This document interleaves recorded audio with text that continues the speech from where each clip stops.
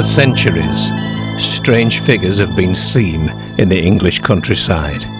They walk on two legs, but are not human. Their heads are too large and their limbs too long, their eyes reflecting in the darkness like an animal. People have reported these creatures for generations, long before the term werewolf became common. The stories shift over time, but the core remains the same. Something is out there, something that shouldn't exist. These are not just old legends. In Yorkshire, villagers once feared a wolf-headed beast that roamed the roads near Flixton.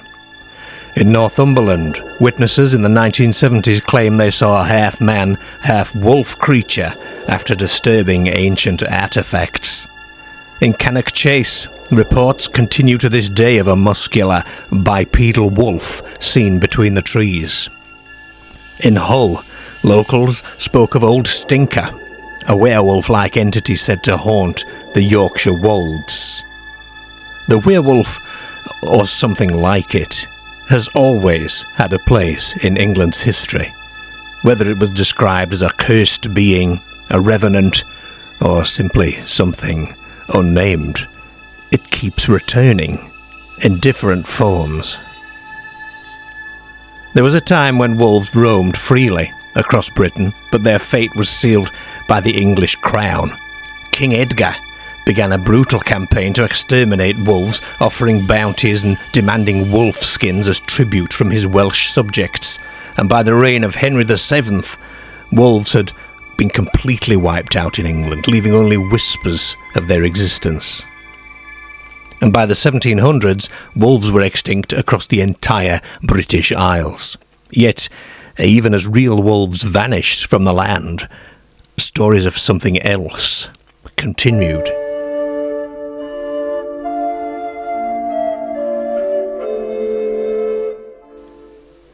The first recorded mention of werewolves in England doesn't come from folklore or peasant superstition. It actually comes from a respected 13th century scholar. Gervase of Tilbury was an English cleric, historian and court official. He spent much of his life in Europe, serving as a trusted advisor to Emperor Otto IV of the Holy Roman Empire. He wasn't just a writer. He was a man who moved in powerful circles, collecting knowledge from across the known world. His best-known work, Otia Imperialia, was written around 1211 as a gift for Otto IV. It was meant to entertain and educate, blending history, law, and strange phenomena that he believed the emperor would find fascinating. Some of them are stories that he gathered, others are framed as first-hand observations, and among them, in a book filled with documented supernatural encounters, is a single line that stands out. We have often seen men change into wolves in England. This wasn't framed as a fairy tale. It wasn't a rumour whispered by frightened villagers. It was presented as something that had happened. Gervase of Tilbury wrote his account of werewolves in the early 13th century, a time when wolves still roamed parts of England. Unlike today, when the species is long extinct in Britain, medieval people lived with the very real presence of wolves in the landscape. Wolves were common in Saxon and early medieval England, but were in decline by the 12th century due to deforestation and hunting. By the time Gervase was writing in the early 1200s, wolves were becoming rare in southern England, but were still present in the more remote regions of the north, particularly in Yorkshire, Cumbria, and the Scottish borders. Wolves were seen as a threat to livestock and travellers, and hunting them was encouraged, with some Norman and medieval rulers offering bounties for their extermination. So at the time this was written, we can surmise that medieval people knew what real wolves looked like. Wolves were a known animal, so a sighting of something bigger, standing upright or acting with intelligence, would have stood out. In some cases, large wolves seen in strange conditions could well have influenced stories. However, wolves generally avoid humans, so reports of a stalking, intelligent, upright figure don't match normal wolf behaviour.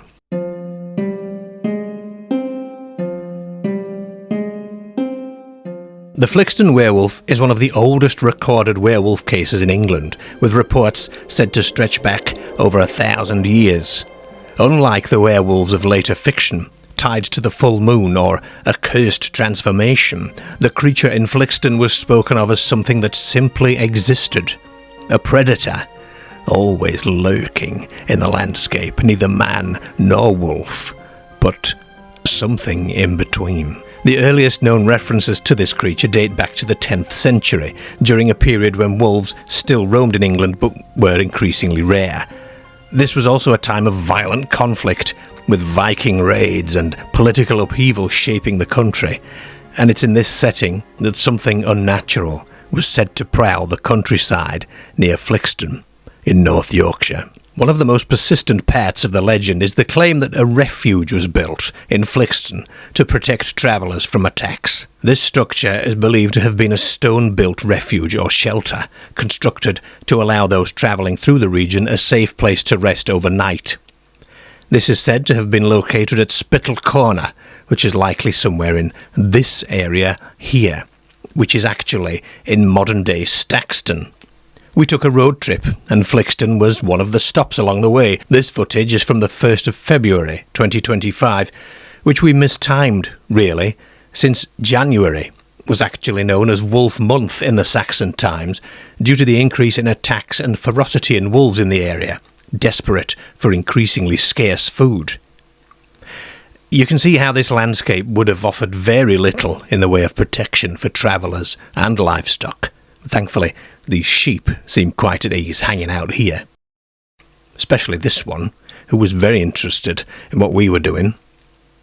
During this time, there is little foliage too, which also means there's not a lot of cover for a predator. The place is picturesque, yet hauntingly barren. If you fancy going to have a look for yourself, then here's the map and the postcode of the Foxhound Inn for your sat-nav. And here's the route to take to get to where this footage was filmed. I'd walk it though, don't try to drive down there. One thing I will caution you on is that if you intend to do the same route we did, and that'll become apparent through the video, then take some sandwiches, or make sure you eat at the Foxhound Inn, because every other place that looked like we might be able to have lunch was completely boarded up, or closed, or up for sale or lease. Some versions of the legend claim that the werewolf refuge was built specifically to protect against a man-wolf that stalked the roads. However, no surviving medieval records confirm that it was intended as a werewolf defence. It may of course have been a defence against actual normal wolves, and is often referred to as a hostel. An article on the Hull Live website from May of 2021, which discusses the wider anomaly of the so-called walled triangle, mentions that the site of this hostel was near Staxton Hill, called Spittle Hoe. Now, whenever I get a signal of a possible real-world connection to these encounters, I always want to find out as much as I can about them. Initially, I looked up a geophysical survey of the area that seemed most likely to have been where this hostel might have been, and this was undertaken by Archaeological Surveys YWAS in August of 2005. The main beats of the report and its description of the site's background for us are: the site is believed to be on the location of a medieval hospital of St Mary, which was associated with Bridlington Priory. This suggests that some form of shelter or refuge was present in the medieval period, though its exact purpose isn't clear. The survey identified banks and ditches and trackways which could have been used for fortification or boundary marks. Some of these features appear aligned with medieval roadways, which fits the narrative of a refuge that was built for travellers. Resistance surveys and magnetometer scans did not locate substantial stone buildings that would confirm a large, dedicated refuge. However, they did detect anomalies indicative of buried ditches, enclosures, and pits, which could suggest a temporary or wooden structure once stood there. Human remains were also found just south of the A64 and near the farm. English heritage suggests that one of the earthworks could have been an ancient road or approach to the hospital. If this is correct, then the refuge, apparently built in AD 940, may have simply been a way station for travellers, later incorporated into the werewolf legend. We went to have a look around the area of this site, just a short way down the road from Flixton. Please excuse this blurry footage. I forgot to put autofocus back on the camera. Now, don't do what we did here, because we took the wrong exit from the roundabout. We should have taken the next one, so we had to turn around and come back. We spotted a pub called the Ganton Greyhound, which we thought we might visit later, but that appeared to be shut as well. Now, I used to live in Scarborough, and I worked at a lot of pubs around the area, and I remember that a lot of them used to close until the tourist season, or at least operate on very limited schedules during winter. When we finally reached the correct location, we were disappointed to find that this too seems to be shut down, with a "for lease" sign in the window. There's a caravan park next to it and a sort of grotto with little shops and themed bits and bobs. We wandered around this grotto, which eerily was the only thing open in the place, but there was nobody there working and nobody else visiting. It felt incredibly weird. You can see from my amateur footage that this area too is hauntingly sparse and also has a large area of woodland in the distance there. Who knows what might be lurking in that lot? Apparently, this very roundabout has been the scene of some recent sightings of a large, dark figure prowling in the bushes. Here it is on the map, with the postcode for you. Definitely there's a building there now, but how about this werewolf refuge of old? In the Congleton and Macclesfield Mercury of April 1890, I found this piece. The history of medieval England absolutely bristles with statutes and records relating to wolves. January was known as Wolf Month, and certain lands in Derbyshire were held on the condition of killing wolves. Putting aside cases which have occurred within comparatively recent years when wolves have been imported from France in place of fox cubs, the brute in his wild state lingered longest in the Yorkshire wolds. And here's an article from the Yorkshire Evening Post, October 1922. The wilder parts of Yorkshire were among the last refuges of the wolf in this country, and the county has many place names that remind us of the days when travellers went through England in fear of their lives, unless they were well protected against the attacks of animals. Wolfland is so near to Staxton Corner on the Malton Scarborough Highway, just where the branch takes off to Flixton, Filey and Hunmanby, that every motorist must see something of it. At this point is obtained also in passing a glimpse of the late Earl of Lounsborough's farm called Old Spittal, which originated during the Danish occupation as a hospitium or hospice for night travellers between Scarborough, Burlington and Hunmanby on the one hand, and York and Leeds on the other. The terror of those days being ravening wild beasts, such as wolves, boars, and wild cats, as lynx-like as the one that killed Sir Percival Cressica. Spittal Farm seems to be on the site of the old Spittal House, which itself is on the site of the old hospital, with Spittal being derived from the word hospital, of course. Thomas Hindewell's The History and Antiquities of Scarborough and the Vicinity from 1978 tells us a little bit more.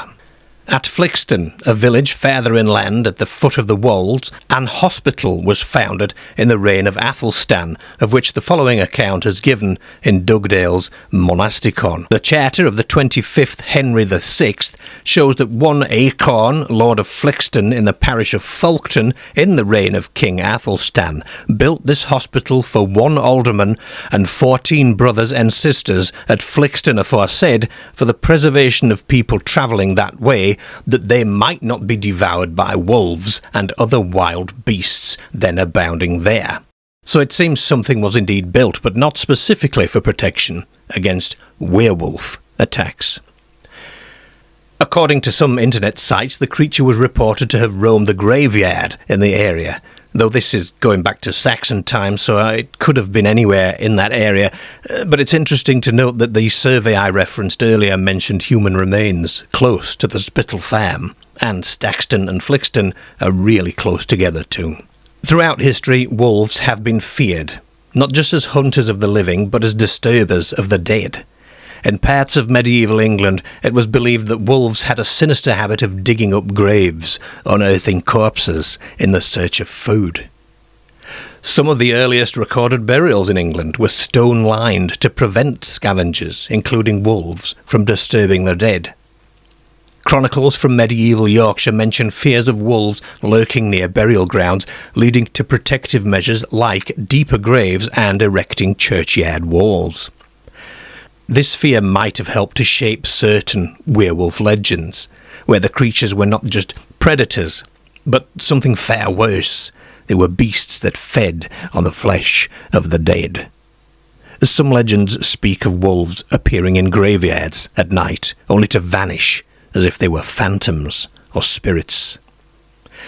If wolves were known to disturb graves, this could have fueled early English beliefs in a darker kind of werewolf, not just a transformed man, but a creature tied to the dead. In mainland Europe, werewolves were also associated with graveyards, accused of stealing corpses or feeding on the freshly buried.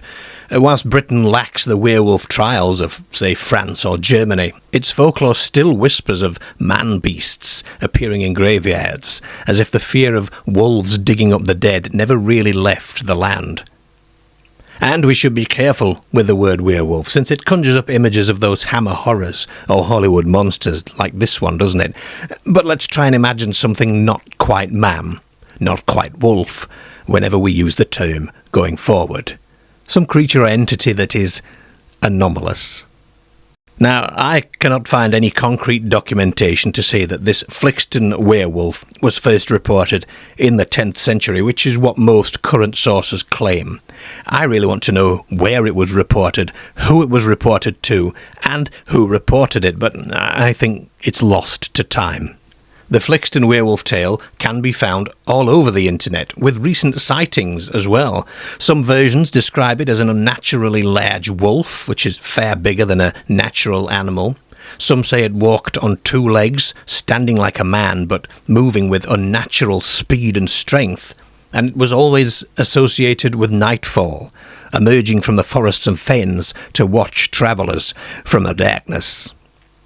Reports suggest it was territorial, appearing near roads and bridges and open fields, places where it could observe but remain hidden in the landscape. In the 1970s, this Flixton werewolf tried to smash its way through the windscreen of a truck. In the 80s, a driver claimed to see a huge wolf-like figure standing upright at the side of the road near Flixton before it vanished into the trees. In 95, hikers reported hearing a deep, unnatural growl, followed by heavy footsteps retreating into the undergrowth. The idea that a predator unlike any known animal has been present in this landscape for over 1,000 years raises some questions. Could a real creature have inspired this legend? If so, how has it remained uncaptured for so long? And if it ever was real, could it still be out there? Maybe there's a big cat in the area. Scarborough had some big cat sightings in 94 and 95, so maybe those two hikers heard that creature instead. This is from the Scarborough Evening News of September 1994. A mysterious panther-like creature believed to be prowling around the Scarborough area was apparently sighted again at the weekend. Margaret Hatley of Stonyhags Road is convinced that she spotted a black panther in the fields behind her house on Saturday evening. But would cats and dogs really live together in the same area? I thought those guys didn't get on very well.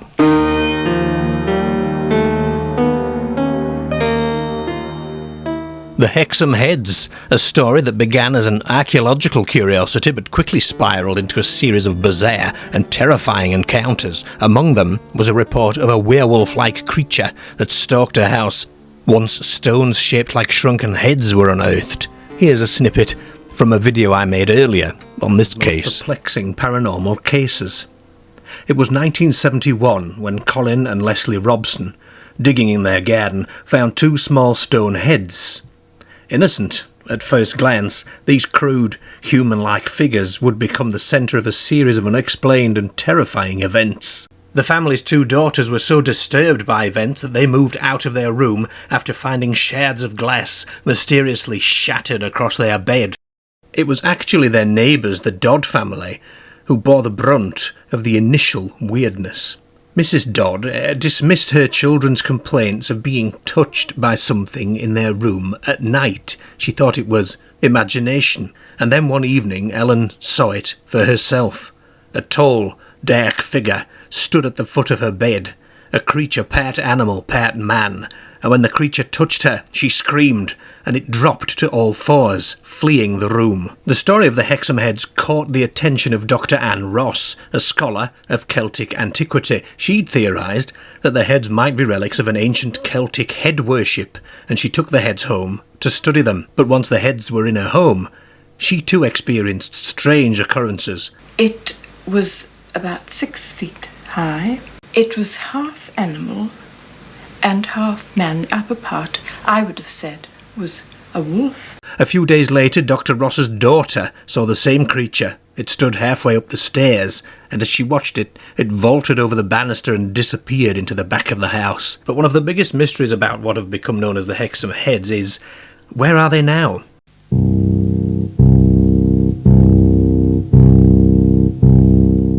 In 1925, something strange was happening in Edale, a quiet village in Derbyshire's Hope Valley. Reports surfaced of sheep being slaughtered under mysterious circumstances, their wounds unlike those caused by known predators. While few people actually saw the culprit, those who did spoke of a large, dark creature lurking in the countryside. But it wasn't just its appearance that unsettled locals, it was its howl. Described as deep and resonant, like a foghorn cutting through the night. The combination of unexplained livestock deaths and eerie sounds led people to whisper about a werewolf roaming the valley. On the website worldofwolfson.co.uk, there is a section about this, and it quotes the London Daily Express of October the 14th, 1925, saying, "The district of Edale, Derbyshire, something black in colour and of enormous size was slaughtering sheep at night and leaving the carcasses strewn about with legs, shoulders and heads torn off, broken backs and pieces of flesh ripped off. Many hunting parties had gone out but had been unable to track the animal. People in many places refused to leave their homes after dark and keep their children safe in the house. If something had mysteriously appeared, it then quite mysteriously disappeared." Another from the 20s, and something ferocious was said to be stalking the countryside near Ripon in Yorkshire. Reports surfaced of a large, powerful creature attacking livestock, leaving behind scenes of brutal carnage. Sheep were found torn apart, their injuries unlike those caused by any known predator. Those who claimed to have seen it spoke of a huge, dark figure moving with unnatural speed. Some even described hearing deep, guttural growls in the night, unlike anything from a normal wolf or dog. Locals began whispering about a werewolf, a beast lurking in the shadows. The Abbotsham werewolf. In the early 1970s, a strange werewolf legend circulated in Abbotsham, a village near Bideford in Devon. At the time, locals whispered about a beast that lurked near one of the older houses on the outskirts of the village. According to the story, the creature was responsible for attacking sheep. It was said to emerge from the woods at night and terrified those who saw it. Jonathan Downs, the future director for the Centre for Fortean Zoology, recalled hearing the story as a boy while at school in Bideford. He and his friend Jim decided to go werewolf hunting, sneaking onto farmland near the supposed haunt of the creature. As they ventured through thick woods, an eerie sense of unease crept over them. After wandering deeper, they stumbled across something horrific, a rotting, mutilated roebuck, its head caught in a barbed wire fence. Downs described what happened next. In the half-light, we could see an amorphous shadow, what appeared to be an enormous, black, predatory creature crouching over the carcass. If you looked directly at it, there was nothing to see, but out of the corners of our eyes, it was clearly visible. Well, this was too much for us, and we ran like hell. Though they never saw the beast up close, Downes remained convinced that they had encountered something unnatural, a presence that just shouldn't have been there.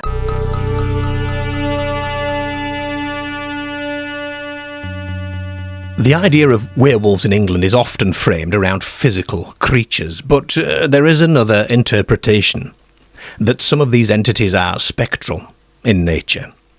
This theory was explored in 1912 by paranormal researcher Elliot O'Donnell, who documented a number of wolf phantoms in remote areas of Britain. O'Donnell's accounts suggest that where wolves once roamed, ghostly echoes of their presence still remain. One of the most unsettling cases O'Donnell recorded took place in Merionethshire in North Wales. A woman named Miss St. Dennis reported seeing a nude grey thing standing in farmland. It was described as not unlike a man in body, but with a wolf's head. The creature vanished into the darkness, leaving the witness shaken. Later, in a quarry near the site, workers unearthed bones, some human and some animal. O'Donnell speculated that this could have been the earthbound spirit of a werewolf. Similar wolf-like spirits have been reported in Cumbria, where an upright man-wolf figure has been seen in the hills. O'Donnell's research suggests that Britain's werewolf encounters are not always about flesh and blood creatures. Instead, some might be residual hauntings or manifestations of something ancient, a wolf's spirit, a shapeshifter caught between forms, the last echoes of an ancient world.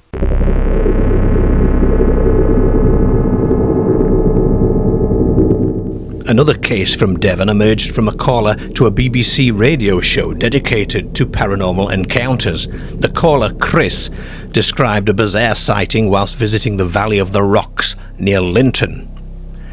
While walking, he saw a figure moving on all fours, covered in black, shaggy hair. Strangely, it appeared to be hovering slightly above the ground as it moved. Though there were sheep in the field, they didn't react to it at all. It was as if they couldn't see it. Chris described the entity as not quite solid, which ties into the idea that some British werewolf sightings involve beings that flicker between states of reality. Lurking in the shadows of Hull, East Yorkshire, a fearsome legend has persisted for centuries. Known as Old Stinker, this beast is said to be a wolf-like entity with glowing red eyes and a revolting stench, a creature that stands apart from other werewolf tales due to this notorious foul odour. Stories of Old Stinker stretch back as far as the 18th century, with early accounts describing a massive, upright walking wolf that prowled the wilds of East Yorkshire. Now, by that time, wolves had been extinct in England for over 200 years, yet reports of a beastly predator continued. Interest in the Old Stinker legend was rekindled in 2016 when a series of eyewitness reports surfaced around Barmston Drain, a man-made waterway that runs through Hull. Witnesses described seeing an 8-foot-tall, red-eyed figure that moved on two legs but could drop on all fours in an instant. The beast was said to have been able to leap enormous distances, far beyond those that any known animal could manage. The renewed sightings caused a stir, prompting locals to organise werewolf hunts, during full moons of course, in an effort to track the creature. Whether Old Stinker is a flesh and blood cryptid, a spirit of the land, or simply a case of folklore reborn, we'll probably never know.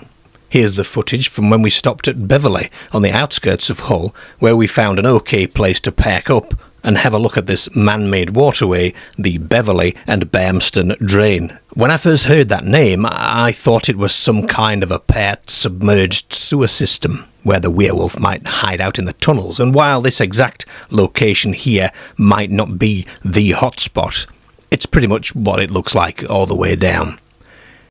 Here's this location on a map, with the postcode for you, if you want to go there yourself. And this line shows the route of the drain all the way from there into Hull. As you can see, it's pretty much just like a canal. Deep in the Staffordshire woodlands, Cannock Chase has earned a reputation as one of the UK's most notorious paranormal hotspots. While the area is best known for its phantom black-eyed children and UFO sightings, another legend has been growing in the shadows. A creature described as a half-man, half-wolf, spotted lurking among the trees. Reports of werewolf-like creatures in Cannock Chase stretch back decades, with sightings intensifying in the last 50 years. In 2009, a survey of paranormal phenomena known as the Fringe Weird Report identified the region as one of the UK's key locations for werewolf encounters, citing at least 20 documented cases over a 25-year period. One of the earliest recorded sightings comes from 1975, when members of a paranormal investigation group visited the area. Witnesses described seeing a snarling creature, which suddenly rose onto its hind legs before vanishing into the trees. More recent encounters have been just as chilling. In April of 2007, the West Midlands Ghost Club was called in to investigate multiple claims of a wolf-headed figure prowling near the German War Cemetery on Camp Road. A local scout leader and a postman both reported seeing a massive, bipedal wolf-like creature standing at least 7 feet tall before it disappeared into the dense forest.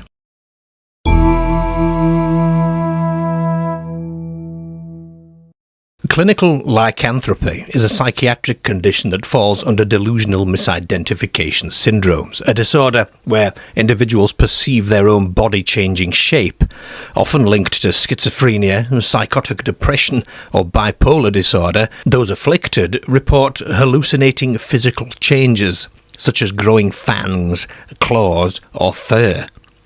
While clinical lycanthropy is rare, history has provided us with disturbing cases of people who believed they had become wolves, many of whom were tried and executed as werewolves. The Werewolf of Chalon in France from the 1570s. A French hermit named Gilles Garnier was convicted of murdering and devouring children. Under torture, he confessed that he had transformed into a wolf after striking a deal with the devil. He was burned at the stake. Jean Grenier from France again, 1603, a 13-year-old boy in Gascony who claimed that a wolfskin cloak allowed him to transform. He admitted to attacking young girls, insisting that he had become a beast under the moon. Unlike the other trials, Grenier was declared insane and imprisoned for life, rather than executed. And the Werewolf of Bedburg in Germany in 1589.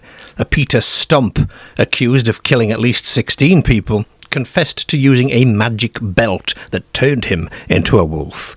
He was subjected to a brutal public execution, and it's one of the most famous werewolf trials in history. Britain was not as swept up in werewolf hysteria as France and Germany, but that doesn't mean it was free from disturbing cases.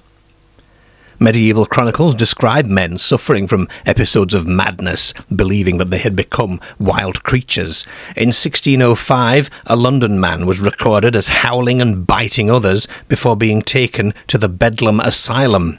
Victorian newspapers occasionally reported wolf men in asylums, though these were likely cases of severe mental illness. But even as science sheds light on why people once believed they could transform, sightings of large, upright, wolf-like figures continue to emerge in places like Cannock Chase and Hull and Flixton. If werewolves were just a historic misunderstanding, then why do people still claim to see them? Could clinical lycanthropy explain all of these cases? Or is there something else lurking in the darkness?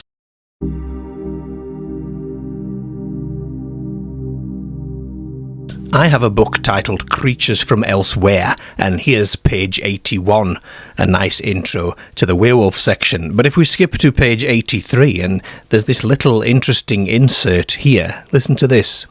Why is it that so many werewolf stories stem from medieval times? One theory suggests that the fact cannot be explained away by pointing to the superstitious nature of the medieval mind. Biochemically induced hallucinations may have been almost everyday experiences for many people. Extracts from the skins of toads and plants such as mandrake, henbane and deadly nightshade or belladonna were frequently used by practitioners of the secret arts to induce sensations of flying or the delusion of growing claws and nails and turning into an animal. But such hallucinations were not available only to people who chose to take these drugs. In medieval mills, grain was sorted into two heaps: clean grain for the aristocracy and clergy, and ergotized grain for the peasants. Ergotized grain carries a fungus that produces lysergic acid diethylmide, a drug similar to LSD that also produces an illusion of being turned into an animal. Thus, almost anyone at the time could suddenly feel himself turning into a werewolf. So if humans could hallucinate and experience delusions from ergot-contaminated grain, could actual wolves have ingested ergot-tainted food, causing erratic or aggressive behaviour? And if so, could this have contributed to the legend of the werewolf? Wolves don't eat grains directly, but they could still be exposed to ergot poisoning in several ways. If a deer, rabbit or livestock animal consumed ergot-infected grain, it would carry the toxins in its system. A wolf feeding on an ergot-contaminated carcass could then ingest enough alkaloids to suffer some neurological effects. In winter, wolves scavenged near human settlements, sometimes eating discarded bread, animal feed, or grain stores. If a starving wolf consumed mouldy, ergot-tainted scraps, it could become disoriented, aggressive, or behave unnaturally. Wolves often consume bones for marrow, meaning if a buried body contained ergot from their diet, a scavenging wolf could indirectly ingest it. Ergot affects the nervous system. It leads to symptoms that could explain reports of werewolf-like creatures. Convulsions and twitching could be misinterpreted as a wolf trying to stand upright. Hallucinations. A wolf reacting to imaginary threats would behave erratically and might just attack unseen enemies. An unusual gait and posture could occur, with feelings of paralysis in the limbs might force a wolf to move awkwardly, possibly upright on its hind legs briefly. And increased aggression. If ergot triggered neurological rage, a wolf could become unusually bold, attacking livestock or even humans near villages. If villagers saw a wolf staggering upright, foaming at the mouth, attacking the air, or howling in distress, it's easy to see how the werewolf legend could be born from real, diseased animals.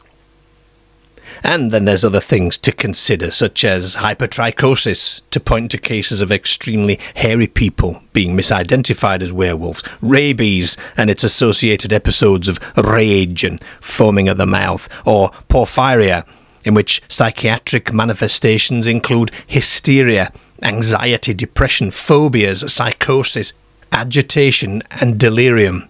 English clairvoyant Rose Gladden believed that werewolfism is an astral projection that has been transformed into the shape of a wolf by evil spirits. Some have speculated that surviving dire wolves could be responsible for these encounters, suggesting that these prehistoric giants never fully disappeared. But how much truth is there to this idea? The direwolf was one of the most dominant predators of the Ice Age. Though closely related to modern wolves, they were larger and bulkier, with a height of over 3 feet at the shoulder and weighing as much as 200 pounds. Direwolves were built more for power than speed. Equipped with crushing jaws, their larger, stronger skulls allowed them to prey on megafauna such as bison and young mammoths. Found exclusively in the Americas, fossils have been discovered across North and South America, with extensive finds in places like the La Brea tar pits in California. But were direwolves ever in the UK? Well, the short answer is no. Unlike their grey wolf relatives, direwolves never lived in the UK or anywhere in Europe. A significant Ice Age wolf skeleton was discovered in Thornton Cleveleys in Lancashire in 2015. but it was identified as a large grey wolf rather than a dire wolf. But just because the UK didn't have dire wolves, it doesn't mean it didn't have giant, fearsome grey wolves in the past, and it's possible that oversized wolves seen in history or legend might have been exaggerated over time into the myth of the werewolf.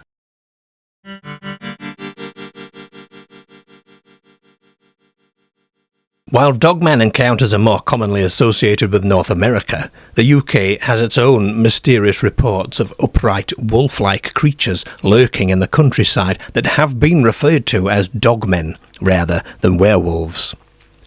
Witnesses describe a towering, muscular figure moving on two legs with a canine head, glowing eyes, and an unnatural presence.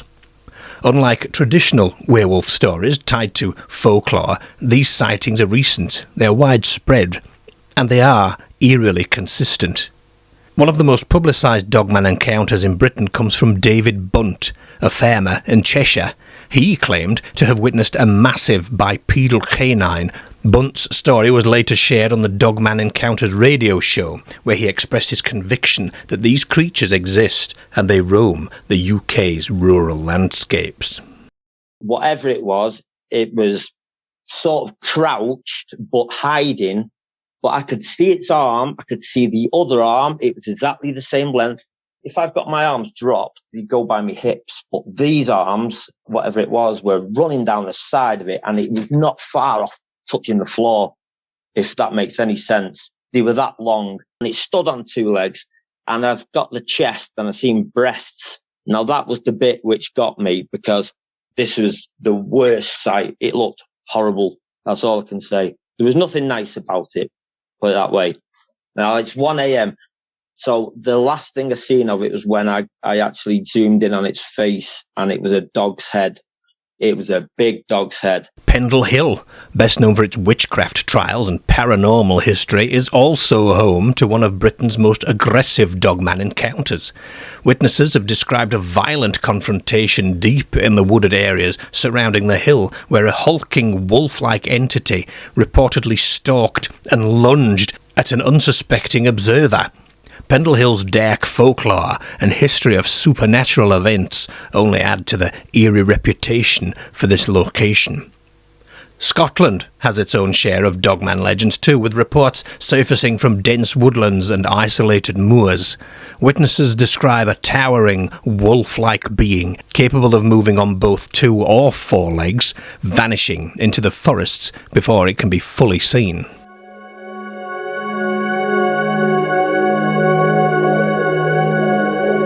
Could it be that historical reports of werewolves are actually encounters with otherworldly or interdimensional beings, ones that manipulate human perception to appear in forms that we might recognise? In his groundbreaking book Communion of 1987, Whitley Strieber recounts his personal encounters with mysterious beings that he calls the Visitors. While many interpret his experiences as alien abductions, Strieber himself is less certain about their nature.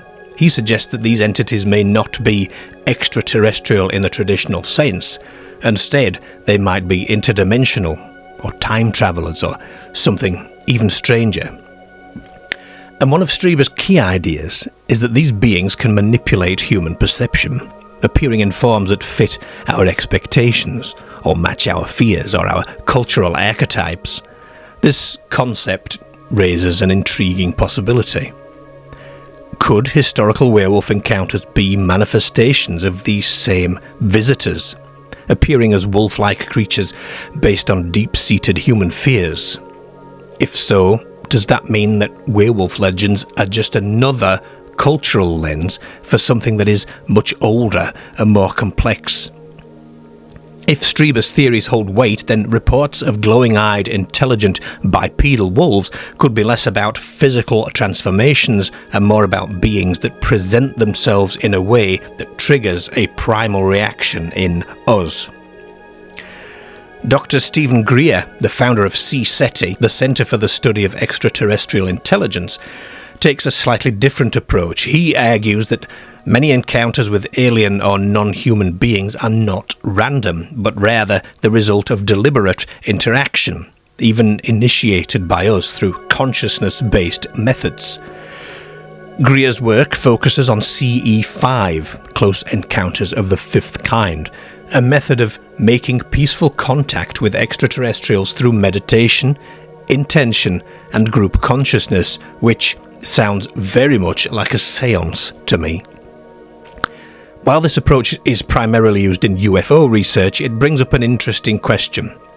If some non-human entities respond to human consciousness, could encounters with werewolf-like creatures be part of that same phenomenon?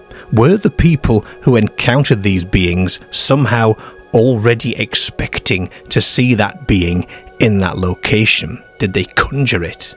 Both Strieber and Greer emphasise that non-human intelligences do not necessarily conform to our expectations. If werewolves were real in a biological sense, we would expect to find physical evidence, but instead what we do find are fleeting encounters, sudden disappearances, and cases where different witnesses see different things. It suggests one of two outcomes. Werewolves are not physical creatures in the way we assume, but something that exists in a different state of reality that manifests only when conditions allow.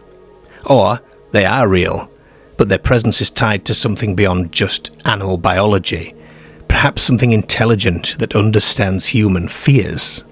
The idea that werewolf encounters could be the result of perception manipulation or interdimensional overlap or consciousness-based contact with non-human entities might seem radical, but it actually fits with what many witnesses describe. These glowing eyes with the unnatural intelligence behind them, and a creature that seems to just disappear the moment it's seen, often without leaving any physical trace.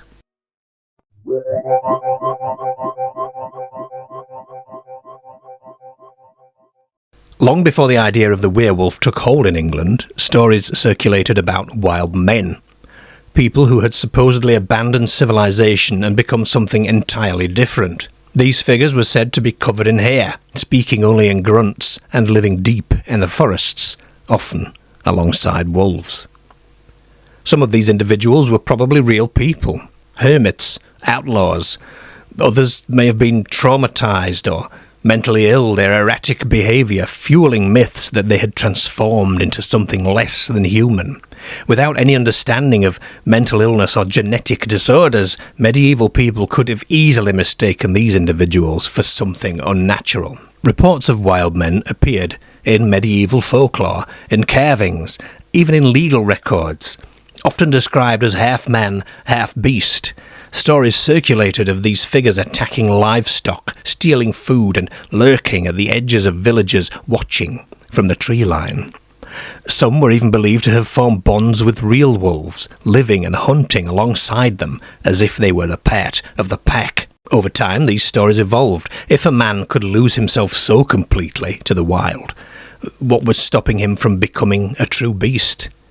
The idea of the werewolf may have been born not from superstition then, but from the simple fact that people had seen humans acting just like wolves.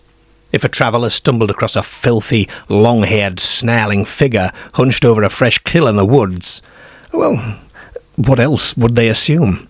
The legend of the woodwose, or wild man of the woods, was especially common in England. Depictions of these figures appeared in medieval church carvings, often shown as hairy, bestial humans wielding clubs. The Scottish Highlands had their own version of this myth, with reports lasting into the 18th century of feral men living in caves, their bodies thick with unkempt hair, and speaking no known language. If the wild men were those who had been cast out of civilization, then the berserkers were those who had chosen to embrace the beast within. Berserkers were a class of elite Norse warriors who believed they could channel the spirits of animals in battle. Some wore bear pelts, but the most feared among them were the Ulfhednar, the wolf coats. These warriors, dressed in wolf skins, howled like beasts and were said to be impervious to pain, tearing through enemy lines with unnatural strength. To those who faced them in battle, they must have seemed inhuman. Some reports claimed that the berserkers would bite their enemies and they would foam at the mouth and continue fighting even after suffering wounds that should have been fatal. Anglo-Saxon villagers, unfamiliar with the warrior rituals of the Norse, might have seen these men in their wolf pelts and truly believed they had transformed. There are theories that the berserker's mental state was altered through a combination of hallucinogenic substances, hypnotic conditioning, and battlefield dissociative rage. Some may have taken psychedelic mushrooms or consumed herbal mixtures that heightened their aggression. In battle, they were described as fighting with such savagery that even their own allies feared them. The Vikings settled heavily in Yorkshire, Northumberland and Scotland, regions where werewolf legends persisted for centuries. If a local villager saw a towering, snarling man in a wolf pelt charging towards them, eyes wide and teeth bared, howling at the sky, well, what would they believe they were looking at? For over 1,000 years, something has haunted the English countryside, whether it takes on the form of a spectral wolf, a bipedal beast lurking in the woods, or an ancient warrior lost to history. The werewolf, by any name, refuses to disappear. We've explored the origins of the legend, from medieval chronicles to modern sightings, from outcast wild men to Viking warriors who lived like wolves. We've examined the science, the history and the folklore that shaped these creatures into the myths we know today. But despite all of it, the question is still unanswered. Is Britain's werewolf problem just a trick of the mind? A lingering relic of ancient fears passed down through generations? Are the encounters with upright wolf-headed creatures nothing more than hallucinations, exaggerations, or misidentified animals? Or is it something else, something we don't yet understand, still stalking the darkened roads and the woodland paths? The modern world might well scoff at the idea of werewolves, yet people continue to see them. The legend persists. Maybe it's easier to believe these stories are nothing more than imagination. Maybe the werewolf is just a reflection of our deepest fears, of the wild, of the unknown, of the primal part of ourselves that we try to ignore. But if that's all it is, then why do the sightings continue? And maybe if you find yourself walking alone on a quiet road at night, feeling the weight of unseen eyes in the darkness, well, perhaps you already know the answer. What do you think about this one? You let me know in the comments below. Please hit the like button, it's the thumbs up button in the corner there, and subscribe to the channel if you haven't already done so, and share this video with your friends. I'd like to recommend 3 videos that sort of lead off from this, so you can watch the Green Children of Woolpit video, with the name Woolpit having been derived from Wolf Pit. That leads in nicely to that subject. The link to that one is in the description of this one. The Hexham Heads full video, you can also find the link to that video in the description here, and the Cannock Chase Pigman. Yes, not a wolf, but a pigman. Again, I'll put the link to that one in this video too. And I'll leave you with this quote from American Werewolf in London, which had parts set in the Yorkshire Wolds, even though they were filmed in Wales, because Yorkshire didn't look Yorkshire-y enough, apparently. I stay on the road. Keep clear of the moors. Beware the moon, lads. Bye for now.